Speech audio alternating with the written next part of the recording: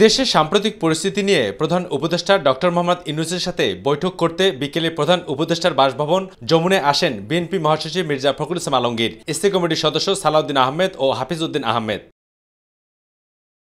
সন্ধ্যা ৬টার দিকে বৈঠক শুরু হয়। এ সময় দেশের চলমান রাজনৈতিক অর্থনৈতিক পরিস্থিতি, দ্রব্যমূল্যের অবস্থা, পতিত সরকারের ষড়যন্ত্র, সংস্কার ও নির্বাচনের বিষয় নিয়ে প্রধান উপদেষ্টার সঙ্গে আলোচনা করেন বিএনপির প্রতিনিধি দলের সদস্যরা।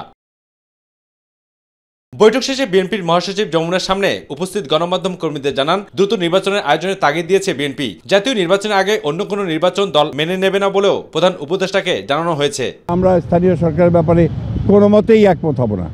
আমরা খুব পরিষ্কার করে আগেও বলেছি, এখনো বলছি যে জাতীয় সরকারের আগে কোনো নির্বাচন হবে না।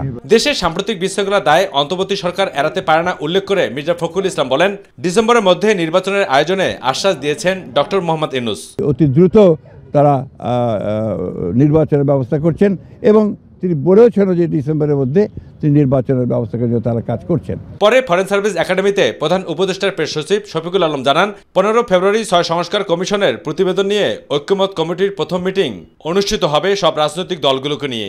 15 ফেব্রুয়ারি কনসেনসাস কমিশনের সাথে মিটিং হবে ইন্টারিম গভর্নমেন্টের। এই কনসেনসাস কমিশনের সাথে পলিটিক্যাল পার্টিগুলোর মিটিং হবে, এইটুকু আমি জানি এবং এইটুকু আপনাদেরকে আমি জানিয়েছি। অবুসেদ অপু, মাই টিভি, ঢাকা।